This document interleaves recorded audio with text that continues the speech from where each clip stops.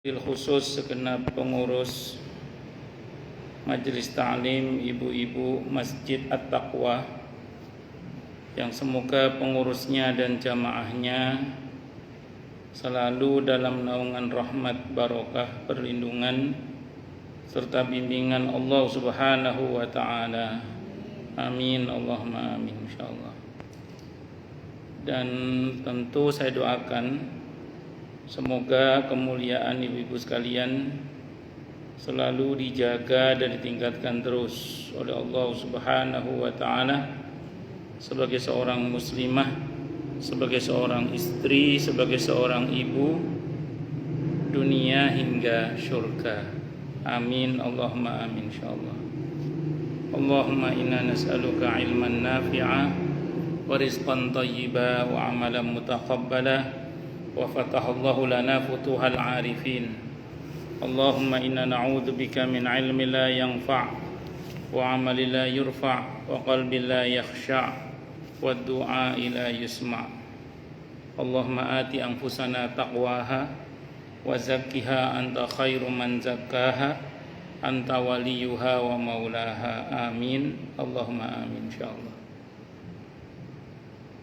Masih melanjutkan kajian kita tentang kitab Riyadhus Shalihin karya Al-Imam An-Nawawi rahimahullah rahmatan wasi'ah wa rahimallahu ulama al-muslimin. Qala al-muallif rahimahullahu ta'ala wa nafa'ana bihi wa bi'ulumihi fid dharain amin. Bismillahirrahmanirrahim. Adapun tentang hadis-hadis yang berkaitan dengan bab ini, maka sudah banyak disebutkan pada dua bab terdahulu, dan yang belum disebutkan antara lain sebagai berikut. Yang pertama, hadisnya an Abi Hurairah radhiyallahu anhu, diceritakan dari Abi Hurairah radhiyallahu anhu, anin nabiyyi, dari nabi kita Muhammad sallallahu alaihi wasallam, qala, beliau bersabda, laisal ghina an kasratil aradi, bukanlah yang dinamakan kaya itu karena banyak hartanya. Walakinnal ghina, akan tetapi yang namanya kaya itu adalah ghinan nafsi, kekayaan jiwa atau kaya hati. Namanya kaya itu kaya hati. Hadisnya muttafaqun alaih, Bukhari Muslim. Jadi Nabi kita Muhammad sallallahu alaihi wasallam mengajarkan kepada kita yang namanya kaya tidak berkaitan dengan kuantitas harta duniawi, tapi lebih kepada kekayaan jiwa. Ini penting bukan apa-apa, karena ada orang yang tampaknya kurang tapi tidak kekurangan dengan izin Allah. Dan ada orang yang tampaknya berlebih kehidupannya tapi bawaannya kurang aja. Satu hal yang pasti, keberkahan ya, itu yang menjadikan dengan izin Allah semuanya dicukupi oleh Allah. Orang waktunya sama-sama 24 jam, tapi yang satu diberkahi, yang satu tidak diberkahi. Itu yang dihasilkan beda. Ini yang kita baca kitabnya ini, Imam Nawawi rahimahullah. Beliau ini usianya 44 tahun, kurang lebih 44 tahun. Salah satu karya beliau namanya Al-Majmu' Syarhul Muhadzab. Itu diteliti oleh para pakar di Eropa untuk membuat karya seperti Al-Majmu' Syarhul Muhadzab di zaman sekarang yang sudah ada internet, ada listrik, ada macam-macam. Itu dibutuhkan waktu 80 tahun. Tapi karya Imam Nawawi bahkan sudah selesai padahal umur beliau baru 44 tahun. Artinya apa? Berarti ini keberkahan waktu. Apa keberkahan waktu? Kalau waktunya nggak diberkahi, nggak bisa. Di dalam fikih sunnah Said Sabiq itu ada riwayat dari Abdullah bin Umar radhiyallahu anhu. Beliau bercerita tentang Sayyidina Utsman ibn Affan radhiyallahu anhu, yang kalau sholat malam itu seringkali khatmul Quran dan kadang hampir khatmul Quran. Seringkali khatmul Quran, kadang hampir khatmul Quran. Itu kata Abdullah bin Umar. Saya punya teman satu pesantren dengan saya, namanya Kang Ali Ridho. Dikenal cerdas anaknya itu, masya Allah, barakallahu fi. Hafal Al-Quran 30 juz, ngewes lah Qurannya beliau itu, ngewes Quran. Beliau pernah coba nggak pakai sholat, baca Al-Quran dengan kekuatan hafalannya itu dari setelah Isya, kalau saya nggak salah beliau cerita langsung saya, dari setelah Isya sampai subuh. Tidak kemput 30 juz. Padahal dari setelah Isya sampai subuh. Tidak kemput itu apa? Gak selesai 30 juz. Terus beliau nanya ke saya. Beliau di pondok adik kelas saya. Nanya ke saya, Kang, Sayyidina Utsman kok bisa ya semalam itu khatmul Quran, kadang hampir khatmul Quran, tapi seringkali khatmul Quran, kata Abdullah bin Umar. Saya itu padahal dari habis Isya saya sikat 30 juz gak selesai. Padahal Sayyidina Utsman kayak sholat. Kalau sholat kan ada ruku, ada sujudnya, yang notabene gak baca kan berarti. Maka saya jawab, lisan jenengan sama lisan beliau beda, saya bilang gitu. Lisan beliau sudah diberkahi pol, saya bilang gitu. Dan waktunya juga diberkahi pol.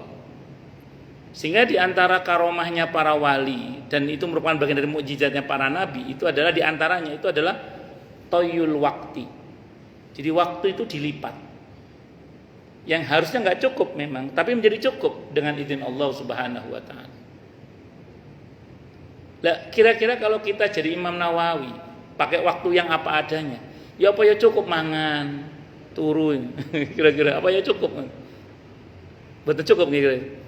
Tapi bagi beliau itu bahkan dengan karyanya tetap hidup sebagai manusia sebagaimana manusia pada umumnya.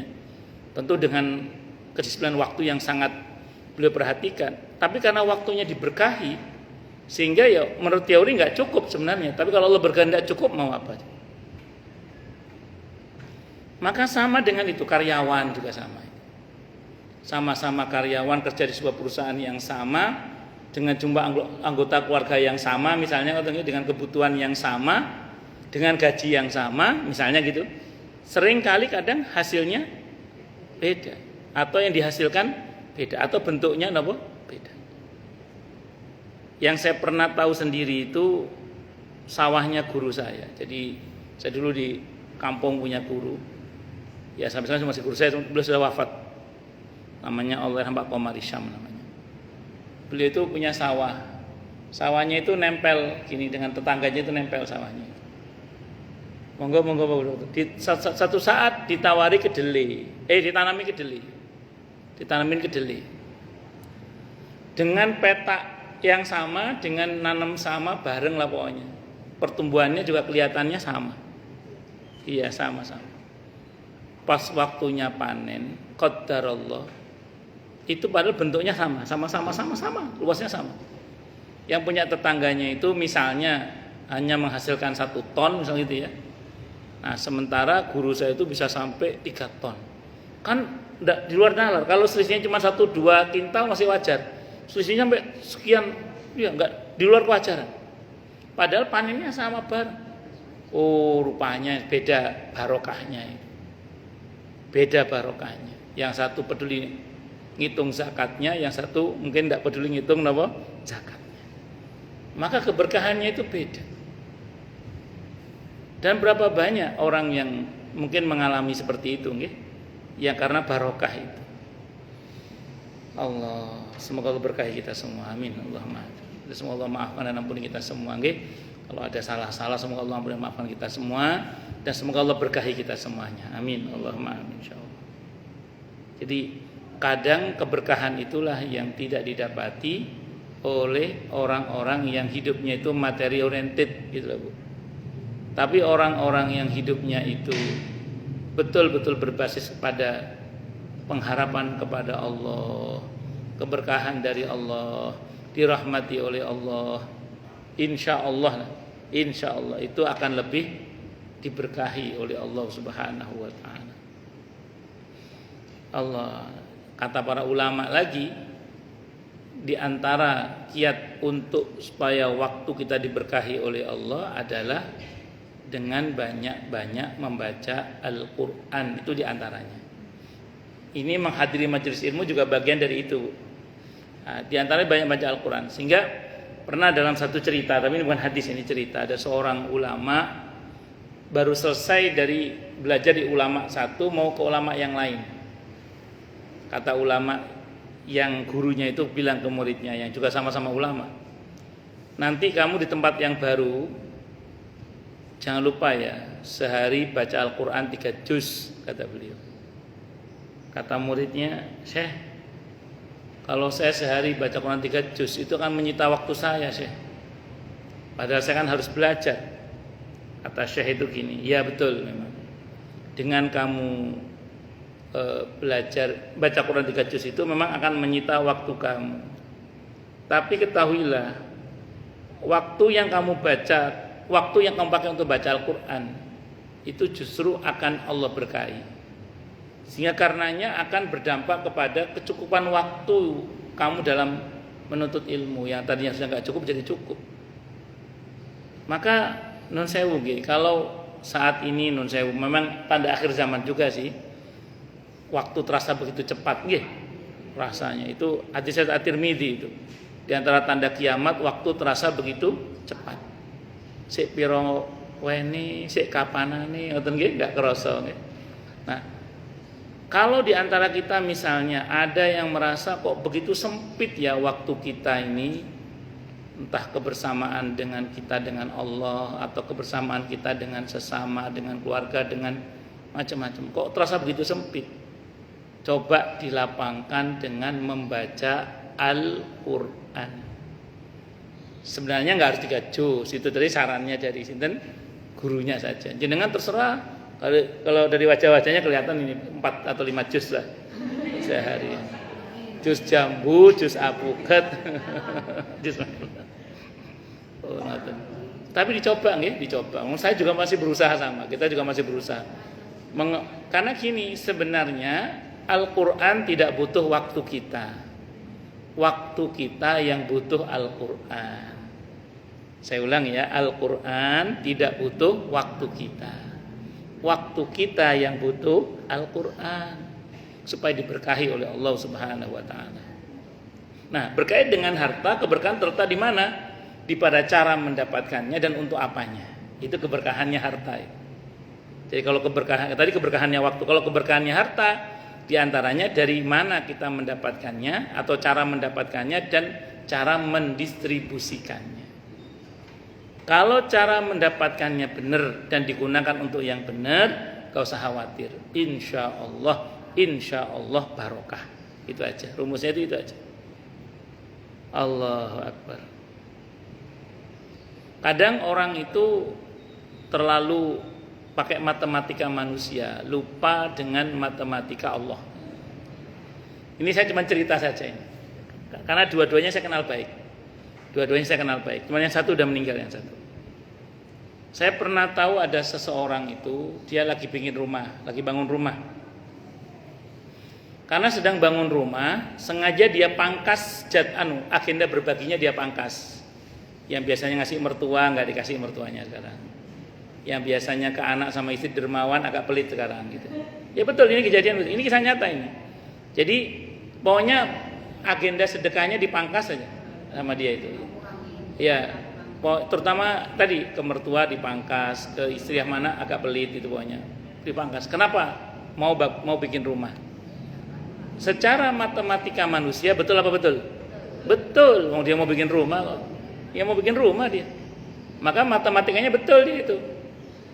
Saya melihat sendiri, sekian puluh tahun berlalu, 10 tahunan lebih yang saya tahu, gak jadi rumahnya. Sampai beliau wafat, gak jadi rumahnya.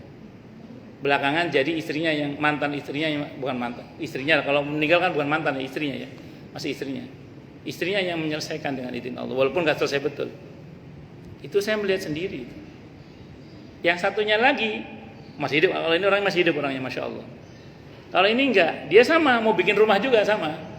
Cuman pikirannya gini dia, saya tetap harus berbagi. Jadi ke orang tuanya, ke mertuanya, ke fuqara masakin tetap biasa aja. Jadi enggak ada ke anak istri tetap baik, enggak dipangkas, enggak ada yang dipangkas, tetap baik. Itu qaddarallah rumahnya jadi. Plus rumah yatim yang mau dia bangun jadi juga.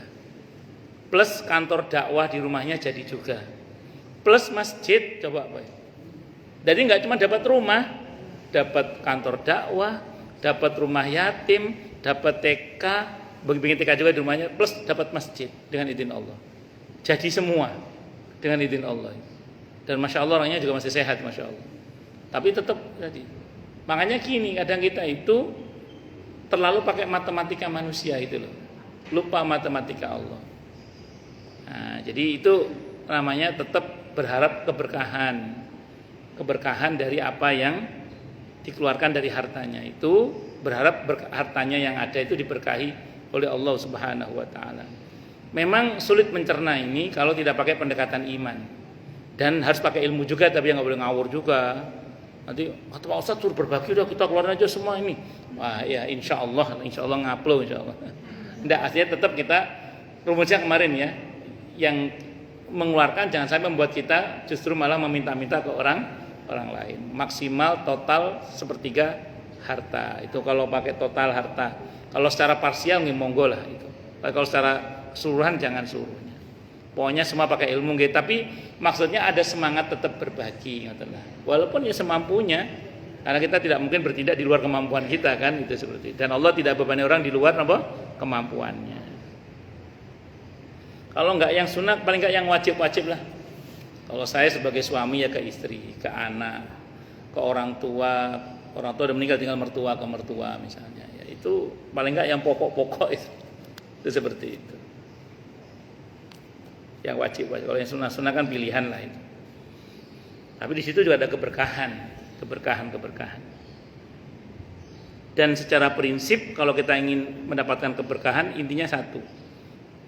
Ini dulu pernah kita bahas kalau di kelas Rabu malam itu pernah bahas al-asmaul husna apa tidak Bu? Oh enggak. Oh dulu berarti ya dulu ya. Oh enggak. Itu kalau jangan pernah ngaji al-asmaul husna pada nama Allah Al-Quddus itu di antara maknanya adalah at-tahir awil mubarak. Suci dan diberkahi. Karena apa dan atau siapapun. Nah, ini menarik ya. Apa dan atau siapapun bila didekatkan kepada Allah, dia akan disucikan dan dia akan diberkahi oleh Allah. Apa atau siapapun, kalau didekatkan kepada Allah, maka dia akan disucikan dan diberkahi oleh Allah. Contoh. Jenengan kesini tadi niatnya mau ngaji nggih. Nah, berarti kita mau mendekat kepada Allah. Itu satu langkah pahala dihadirkan, dosa dihapus, derajat diangkat. Ada proses disucikannya, ada proses dihadirkannya pahala, ada proses derajat diangkat. Belum doa para malaikat, istighfarnya malaikat untuk kita. Belum istighfarnya ikan-ikan di lautan untuk kita. Dan itu yang membuat kita insya Allah diberkahi oleh Allah Subhanahu wa ta'ala. Maka hadiri majelis ilmu ini bagian dari cara kita untuk mendapatkan keberkahan dari Allah. Makanya saya kadang merasa heran dengan sebagian orang yang berkata, Ustadz saya izin gak ngaji dulu, lagi banyak masalah. Justru karena banyak masalah itu harus rajin ngaji. Itu seperti itu. Allah, kecuali ada masalah-masalah insidentil ya, yang itu berkaitan sesuatu yang nggak bisa kita tinggal, itu beda bab itu. Karena ada beberapa ibu-ibu yang kalau pamit ke saya, Ustadz izin, bayi besarnya lagi WFH. Iya kerja di luar rumah.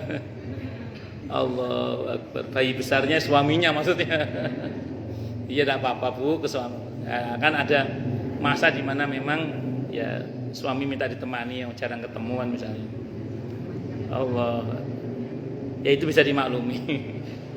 Atau memang ada pekerjaan yang bisa ditinggal, itu saya maklum. Kenapa ya? Memang insidental tahu. Tapi kalau yang berkaitan dengan sumpek banyak masalah terus akhirnya malah nggak ngaji, itu menurut saya malah salah. Justru kalau banyak masalah itu cari majelis taklim, cari datang doa di situ dalam hati sambil dengerin ceramah doa. Ini kita ngaji ini sambil doa loh ini. Doa sama betul Bu, serius ini. Ini tempat yang mustajabah. Asal yakin gitu. Kalau nggak yakin wa kullu man lam ya'taqid lam yantafi. Kalau nggak yakin ya nggak ada manfaatnya. Kalau yakin nanti terserah Allah, bisa dipercepat pengabulannya, bisa ditunda pengabulannya, atau diganti oleh Allah dengan penyelamatan dari musibah setara dengan kebaikan yang kita minta. Kita minta yang baik-baik sama Allah, minta yang baik-baik sama Allah. Allahu Akbar. Wa an Abdullah ibn Amr, diceritakan Abdullah ibn Amr radhiyallahu anhuma, anna Rasulullah, sungguhnya Rasulullah sallallahu alaihi wasallam, qala, beliau bersabda, apa sabdanya? Qad aflaha man aslama wa ruziqa kafafan wa qanna'ahu Allah bima atahu.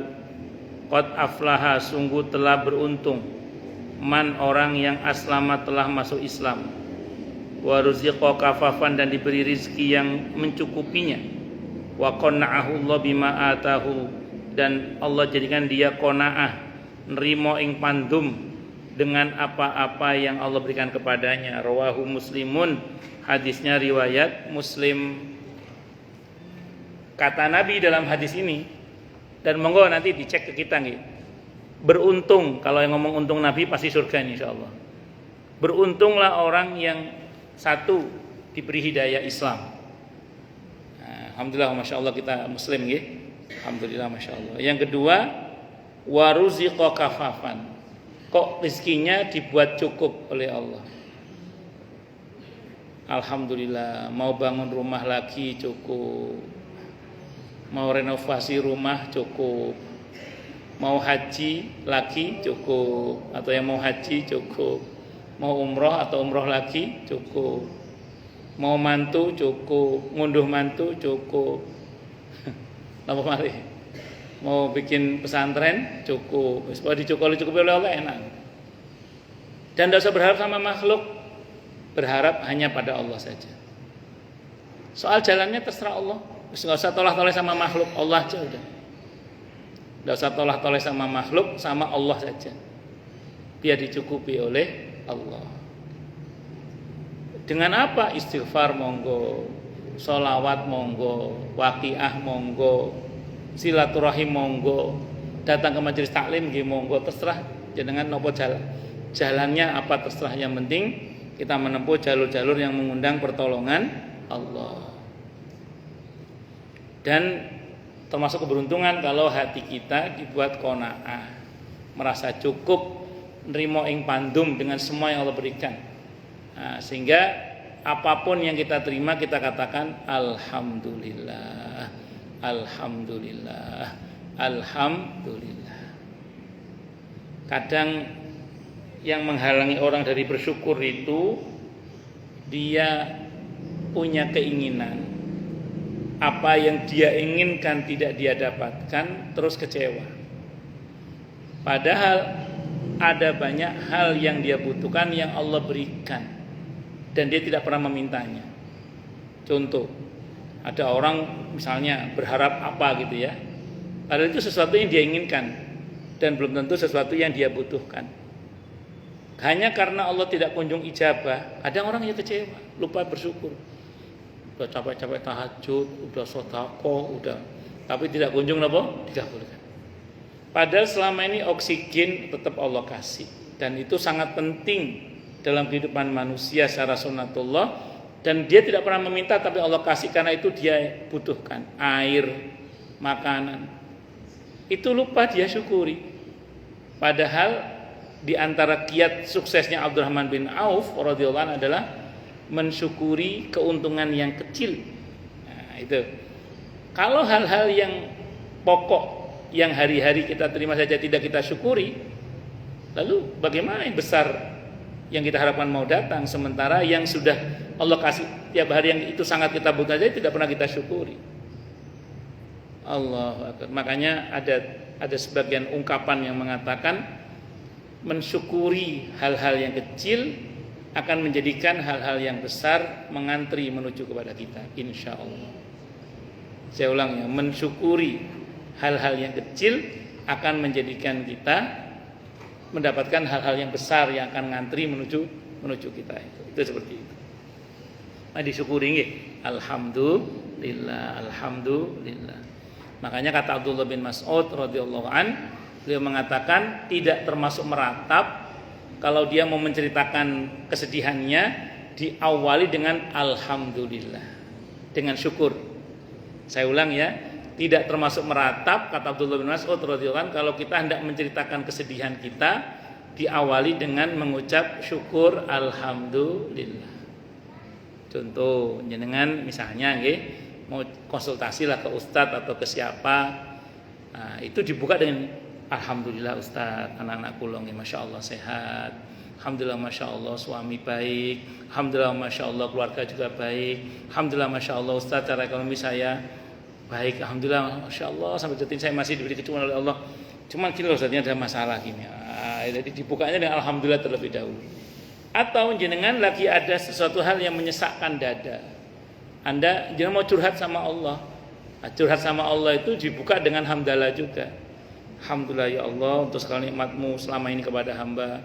Ampuni jika hamba kurang bersyukur. Alhamdulillah ya Allah segala kebaikan yang kita syukuri. Baru tapi lagi ada masalah ini ya Allah, tolong mudahkan ya Allah, tolong bla bla bla. Itu mohon sama Allah. Ngoten nggih? Itu kalau kata Abdullah bin Mas'ud radhiyallahu anhu, orang yang begitu caranya itu tidak termasuk meratap, insya Allah. Ngoten nggih. Jadi dahului dengan alhamdulillah. Di samping alhamdulillah itu ya afdhalud doa. Dan di Al-Qur'an dijamin ya orang-orang yang sibuk mengingat-ingat nikmat Allah dan disyukuri, maka dia akan beruntung. Fadhkuru ala Allahi la'allakum tuflihun. Maka ingat-ingatlah nikmat Allah agar kalian beruntung. Sebentar saya buka dulu ayat. Fadhkuru ala Allahi la'allakum tuflihun.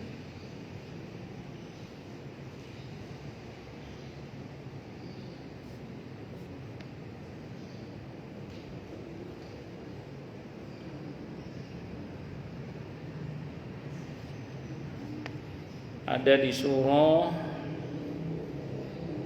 Al-A'raf ayat 69. Ayat 69. Fokus mau baca terjemahannya. Surah ke-7 ayat 69.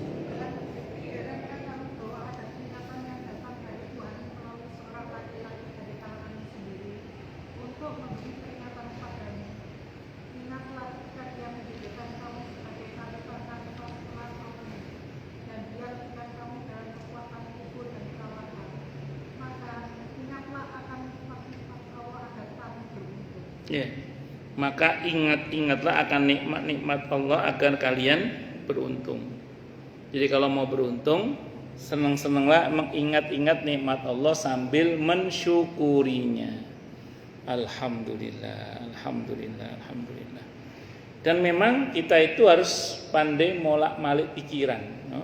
Harus pandai molak-malik apa? Pikiran. Saya sering contohkan, terus saya pernah contohkan di sini gitu, tentang apa namanya, ada jamaah saya yang ketua MTI itu WA japri saya, Ustadz saya kena musibah, tolong nasihati saya. Saya bilang ya udah Bu, disyukuri aja. Saya bilang.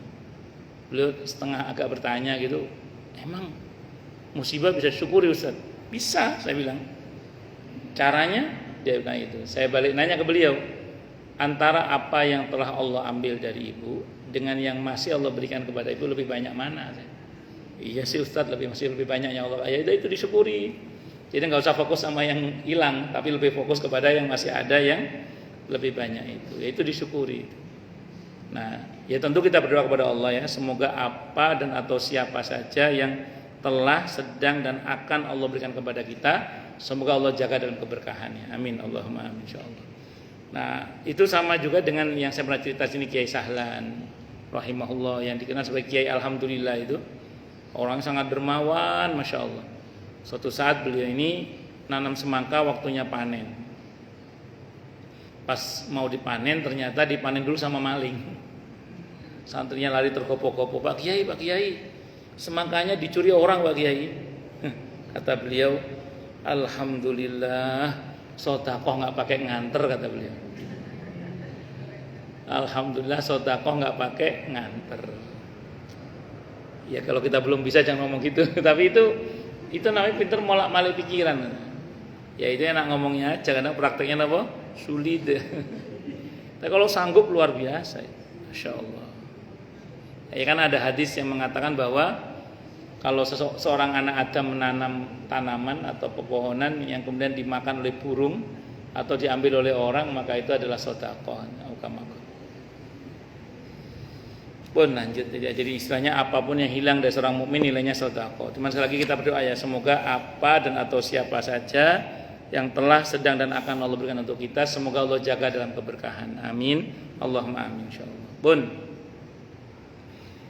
wa an Hakim ibn Hizam wa an Hakim ibn Hizam diceritakan dari Hakim ibn Hizam radhiyallahu anhu, qala, beliau berkata, Sa'altu, aku bertanya kepada Rasulullah sallallahu alaihi wasallam. Aku pernah minta, kepada Rasulullah sallallahu alaihi wasallam, fa'atani, maka beliau memberi saya. Jadi saya pernah minta kepada beliau dan beliau memberi saya. Summa sa'altuhu fa'atani, kemudian aku minta lagi kepada beliau, maka beliau memberikan lagi kepada saya. Summa qala, kemudian beliau bersabda, Ya Hakim, wahai Hakim, inna hadal mala, sesungguhnya harta ini, khadirun, ijo, hulwun, dan manis. Ijo yang manis. Jadi kalau bahasa sederhananya, harta ini menarik. Kalau orang kita nyebut, kalau ngeliat duit aja matanya hijau. Nah, kalau sekarang duit yang gede bentuknya merah ya, ini istilah seneng. Kebanyakan orang itu ya seneng sama harta, dan harta itu manis. Banyak orang yang suka gitu maksudnya. Faman akhadahu bisakhawati nafsin burikallahu fihi. Faman, maka barang siapa akhadahu yang mengambilnya bisakhawati nafsin, dengan kedermawanan jiwa atau hati, burikallahu fihi, maka dia akan diberkahi di dalam hartanya itu. Jadi kalau dia diberi harta dan dia mendapatkan harta itu dengan kelapangan jiwanya terkait dengan sifat dermawan ya, maka hartanya akan diberkahi oleh Allah. Semakin dermawan, semakin dia diberkahi oleh Allah. Wa man akhadahu bi israfi nafsin lam yubarak lahu fihi. Dan barang siapa yang meroleh harta itu dengan mengharap-harapkan atau meminta-minta, maka dia tidak akan memperoleh atau tidak akan diberkahi hartanya itu. Wa kana kalladzi ya'kulu wa la yashba. Dia seperti orang yang makan tapi tidak kenyang-kenyang. Wal yadul ulya, dan tangan yang di atas, khairun, lebih baik, minal yadi sufla, dari tangan yang di bawah. Qala Hakim, berkata siapa Hakim? Faqultu, maka aku berkata, ya Rasulullah, wahai Rasulullah, walladzi ba'atsaka bil haqq, demi zat yang telah mengutusmu dengan benar, la azra'u ahadan ba'daka syai'an hatta ufariqad dunya. Kata Hakim tadi, wahai Rasulullah, demi zat yang mengutus Tuhan dengan kebenaran, saya tidak akan menerima sesuatu apapun dari seseorang setelah pemberian Tuhan ini sampai saya meninggal dunia. Fakana Abu Bakar, maka adalah Abu Bakar radhiyallahu anhu yad'u Hakiman, memanggil Hakim, liyu'tiyahul ata'a, untuk diberi sesuatu, fayaqba ayyaqbala minhu syai'an, maka beliau menolak pemberiannya itu. Summa inna Umar, kemudian sungguhnya Umar radhiyallahu anhu da'ahu, memanggil Hakim, liyu'tiyahu, untuk memberinya sesuatu, fa'aba ayyaqbalu, maka beliau pun menolak, tidak mau menerima pemberian Sayyidina Umar itu. Faqala, maka beliau berkata,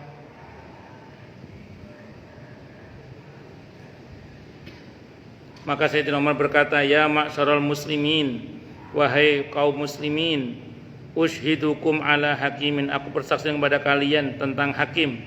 Anni sungguhnya aku a'ridu alaihi haqqahu alladhi qasamallahu lahu fi hada alfai'i fayaba ya'khudahu. Wahai sekalian umat Islam, saya mempersaksikan kepada kalian bahwa saya telah menawarkan bagian harta rampasan yang menjadi haknya si hakim sebagaimana yang telah diatur oleh Allah, tetapi dia enggan untuk mengambilnya. Falam yazra' hakimun ahadan minan nasi ba'da Nabi sallallahu alaihi wasallam hatta tuwfiya. Dan memang hakim tidak pernah menerima pemberian seseorang pun dari manusia seperti setelah diberi oleh Nabi kita Muhammad SAW itu hingga beliau wafat. Muttafaqun alaih, Bukhari Muslim. Tapi ini khusus ya, khusus untuk beliau. Kalau untuk kita, jadi saya mau terangkan dulu poinnya yang penting ini. Sekali minta Nabi kasih, kok minta lagi Nabi kasih lagi, cuman Nabi nasihati. Karena Nabi tidak mau ini jadi mental. Jadi mental kebiasaan meminta-minta. Maka beliau menasihati, hakim kalau bahasa kita. Iya tadi nasihatnya bla bla bla bla. Jadi kalau meminta itu merupakan sebuah kebiasaan, itu enggak berkah. Jadi yang diperoleh itu napa? Enggak berkah. Terus beliau sumpah itu, demi Allah, ini pemberianmu yang terakhir ya Rasulullah. Selain saya tidak akan mau menerima pemberian dari orang lain sampai saya wafat. Dan itu dipenuhi sumpah itu. Sumpah itu dipenuhi. Saya ulang, ini khusus untuk beliau. Kalau jenengan mau sumpah juga ya monggo juga sih, nggak apa-apa. Saya punya kawan seorang ustadz, seorang kiai bahkan beliau itu punya komitmen beliau itu. Untuk dakwahnya beliau nggak mau terima bayaran. Beliau itu untuk berkaitan dengan dakwahnya beliau nggak mau terima bayaran. Beliau itu komitmen beliau itu. Pernah suatu saat beliau itu dikasih hadiah mobil Panther. Awalnya diterima sama beliau. Diterima, dalam perjalanan ke puncak itu ada masalah dengan mobil itu. Beliau teringat janjinya tidak akan terima upah. Akhirnya mobil itu dikasih ke orang. Beliau nggak karena udah terlanjur janji tidak mau nerima dari seseorang terkait dengan dakwahnya beliau itu. Jadi ada yang begitu itu ya ada, tapi beliau pengusaha. Beliau pengusaha memang. Jadi ustadz tapi pengusaha. Bukan ustadz Afif ya, bukan ustadz. ada kiai yang lainnya. Itu begitu. Nah, tapi itu khusus untuk orang-orang yang memang mau begitu. Sebenarnya kalau ajaran Islam yang umum itu beda antara diberi dengan meminta. Satu lagi sama ditawari itu beda. Dalam Islam sebenarnya, kalau dalam Islam menerima hibah atau hadiah itu sependek yang saya tahu sunnah hukumnya.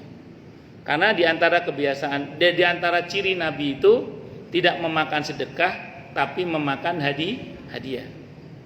Jadi misalnya jenengan ngasih seseorang, ini Ustadz misalnya, atau ini Pak, atau jangan diberi oleh seseorang, diberilah ya, itu sunnahnya diterima, ngelegakno sing ngenai. Kalau bahasanya Nabi kepada Sayyidina Umar ketika dikasih haknya beliau nolak, ketika kalinya masih nolak, kata Nabi ke Sayyidina Umar, ini hak kamu, terima saja.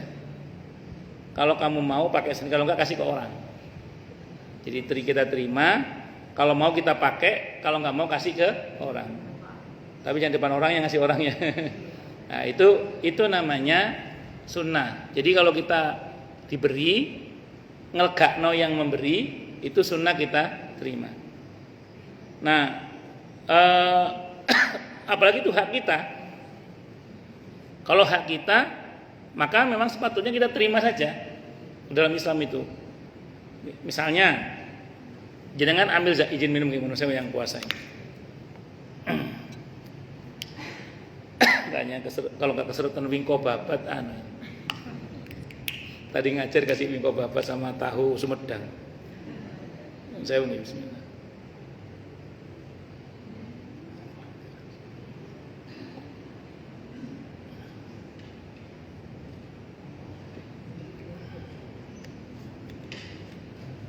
Jadi kalau itu hak kita, malah sebaiknya diterima. Contoh jenengan ambil zakat.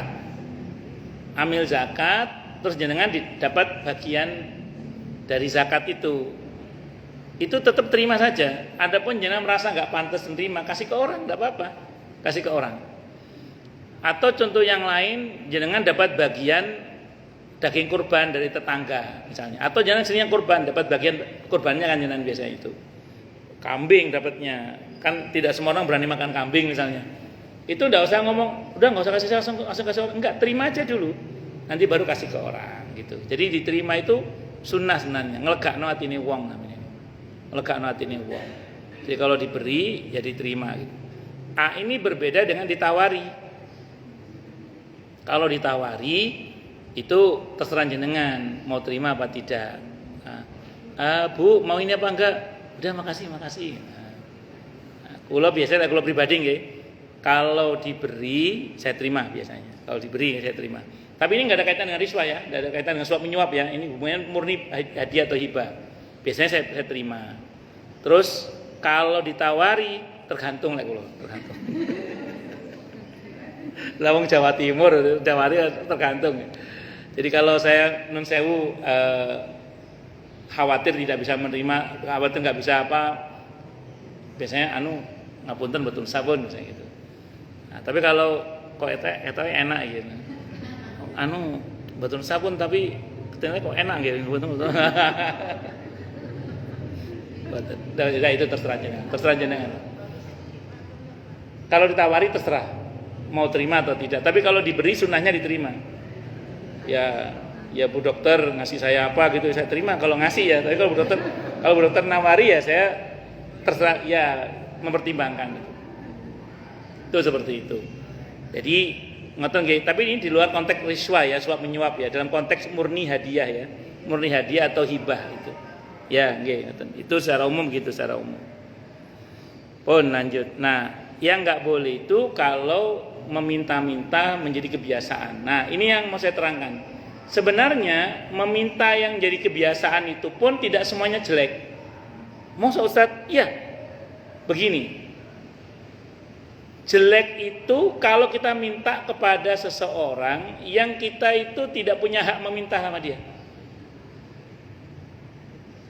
Tapi kalau kepada orang yang kita punya hak meminta kepada dia, itu bukan aib.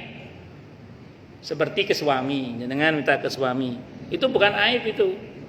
Mas, njaluk Mas, mangko njaluk bojone tangga Mas. Boleh, bukan aib itu.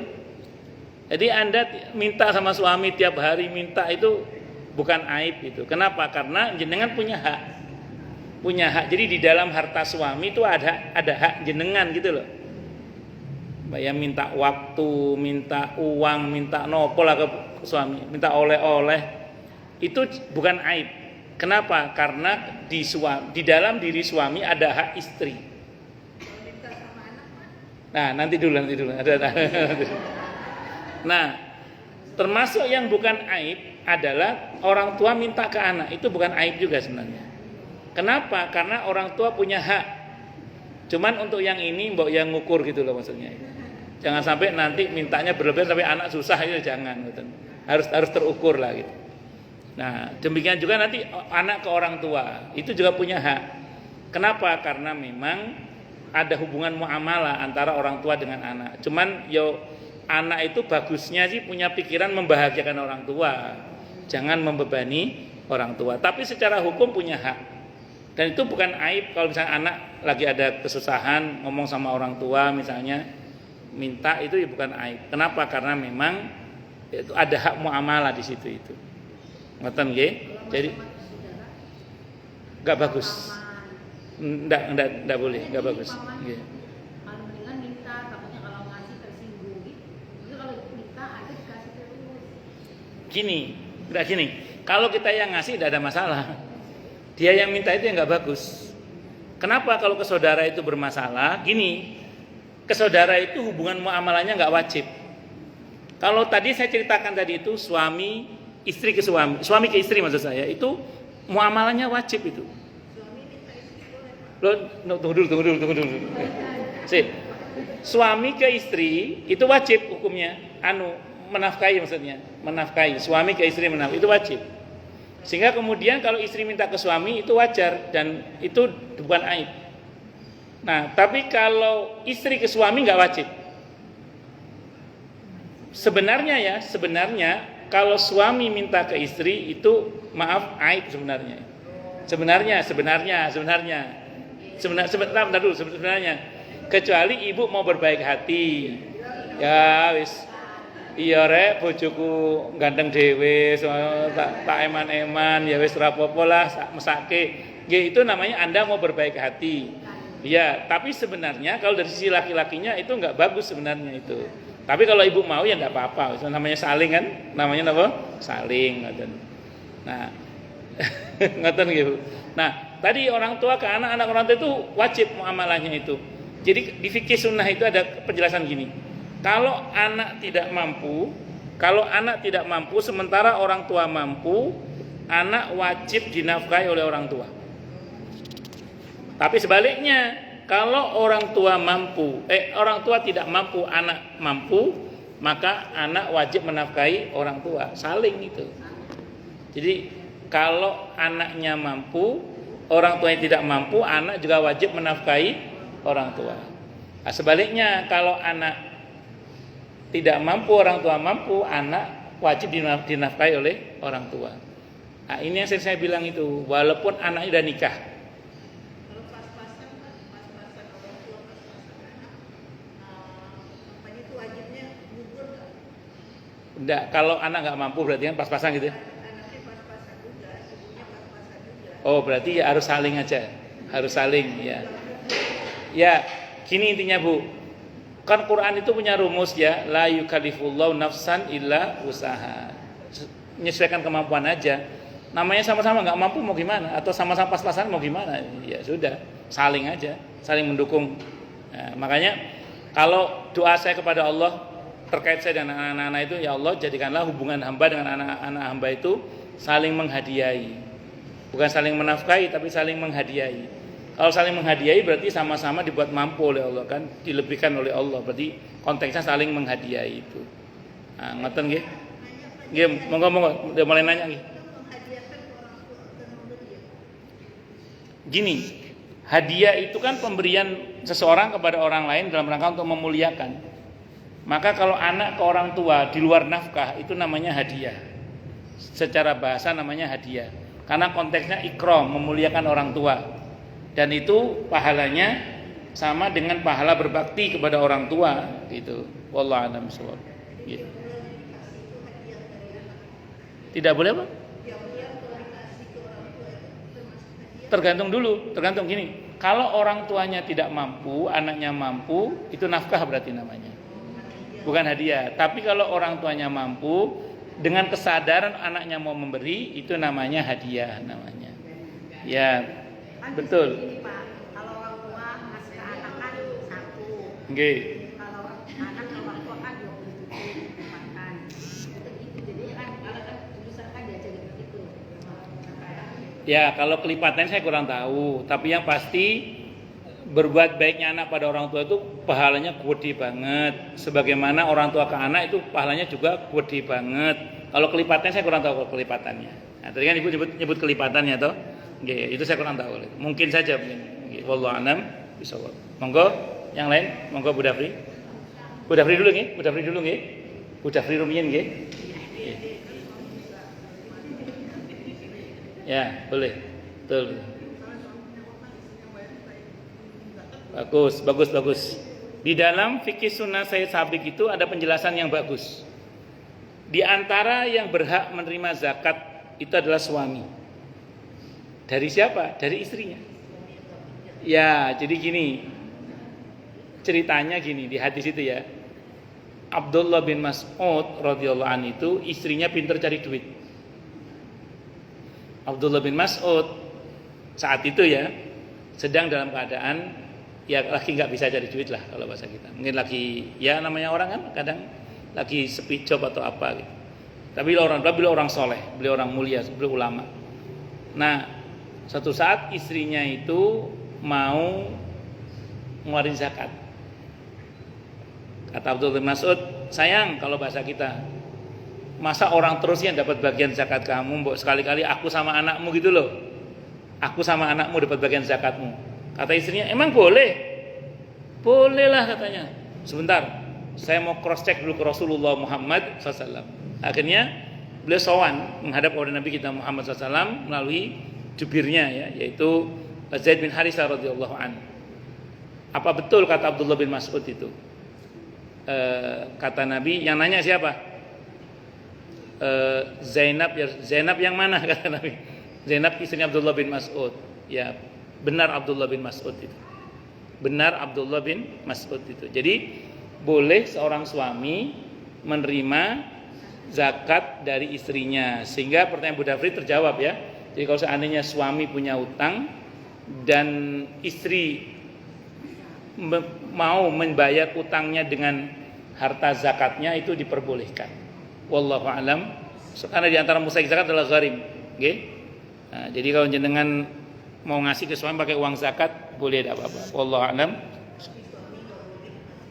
Tidak boleh. Kalau suami ke istri tidak boleh. Di fikih sunnah itu ada keterangan, termasuk yang tidak berhak menerima zakat adalah istri. Ya, kenapa? Karena kalau istri sedang tidak mampu, kewajiban suami menafkahi, bukan menzakati. Nah, nggih monggo Bu dosen. Monggo.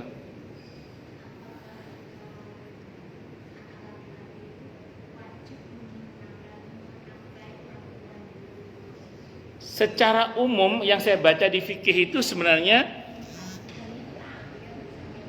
jadi secara umum di fikih sunnah itu tidak dibedakan anak laki maupun anak perempuan. Cuman gini di fikih sunnah itu, kalau anak mampu, orang tua tidak mampu, anak wajib menafkahi orang tua. Itu mau anak laki maupun anak perempuan. Hanya gini kalau anak perempuan, kalau itu harta suaminya harus seizin suaminya.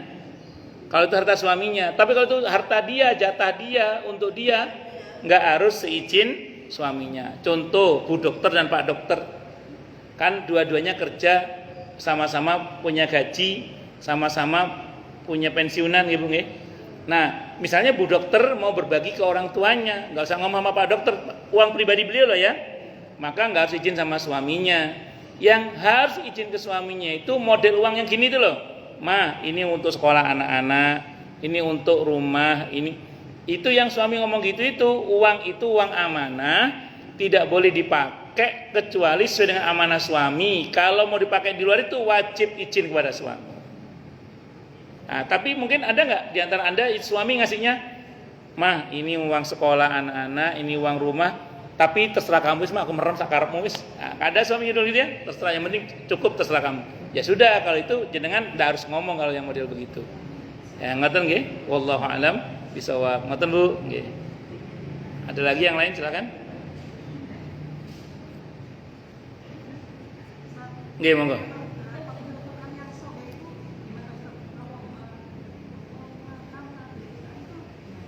Doa khatmul Quran. Nggih. Sependek yang saya tahu nggih, ini sependek yang saya tahu, saya belum pernah baca riwayat yang berkaitan dengan khatmul Quran, doa khatmul Quran secara khusus. Bukan tidak ada. Saya belum pernah baca. Yang saya tahu ada banyak doa dari para ulama berkaitan dengan khatmul Quran. Makanya kadang terbitan ini sama terbitan ini khatmul Qurannya beda. Ada yang enggak ada. Ada yang nggak ada kan? Ada yang ada yang nggak ada. Oh, berarti berlaku hukum mutlaknya doa. Jadi jenengan monggo terserah mau doa apa saja. Yang penting jangan dibilang ini dari Nabi kalau bukan dari Nabi. Terus apa? Enggak, saya cuma berdoa sama Allah. Kenapa? Karena ini sunnah sahabat. Dulu para sahabat Nabi kalau khatmul Quran berdoa. Contoh sahabat Anas bin Malik radhiyallahu an. Ibu nanti bisa baca dalam manaqib biografi Anas bin Malik radhiyallahu an. Itu beliau itu putranya kurang lebih 114, kurang lebih 90 hafal Al-Quran, semua jadi ulama. Di antara rahasia amalannya Anas bin Malik radhiyallahu an, beliau kalau khatmul Quran dipanggil semua anaknya, semua istrinya, beliau berdoa. Nah, yang berdoa yang mengaminkan anak-anaknya. Berarti kebiasaan di antara sebagian para sahabat, kebiasaan apa? Kalau khatmul Quran berdoa. Doanya apa? Sependek yang saya baca, saya belum pernah temukan doa yang khusus. Yang ada adalah dari para ulama atau dari beberapa para sahabat. Makanya tadi saya ulang, penerbit ini sama penerbit kadang doa Quran, khatmul Qurannya beda, atau kadang malah nggak ada. Ya, yang Madinah itu, yang saya tahu nggak ada itu, yang Musa Madinah itu. Ya kenapa? Emang saya belum pernah temukan doa khusus. Kalau ibu misalnya nanya ke saya, boleh nggak Ustaz doa pakai apa? Allahumma arhamna bil Quran. Ya boleh banget, tidak ada masalah. Uang isinya nggak ada masalah kok. Iya, dan jangan dibilang harus. Nah, jangan. Atau ini sunnah Nabi loh, jangan. Coba kita katakan, ya saya sedang pengen berdoa karena dulu para sahabat Nabi sebagian mereka kalau udah khatmul Quran mereka berdoa. Bahkan dikumpulkan anak-anaknya seperti sahabat Anas ibn Malik radhiyallahu anhu. Ngoten nggih bukus nggih. Wallahu a'lam bishawab. Bid'ah enggak bid'ah. Wong doa itu doanya mutlak ada, waktunya tidak ditentukan gitu loh, bebas kapan, termasuk pada saat khatmul Quran ini. Monggo yang lain atau cukup dulu nggih, bisa mau zuhur ini. Kita tutup dengan hamdalah, alhamdulillahirabbil alamin.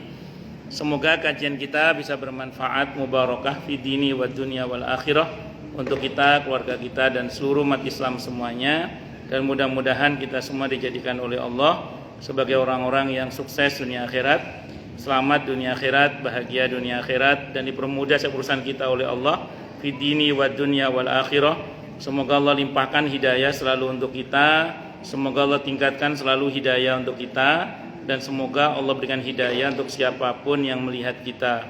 Subhanakallahumma bihamdika asyhadu an la ilaha illa anta astaghfiruka wa atubu ilaik. Sallallahu alaihi Muhammad wa ala alihi wasallam. Saya mohon maaf. Wassalamualaikum warahmatullahi wabarakatuh.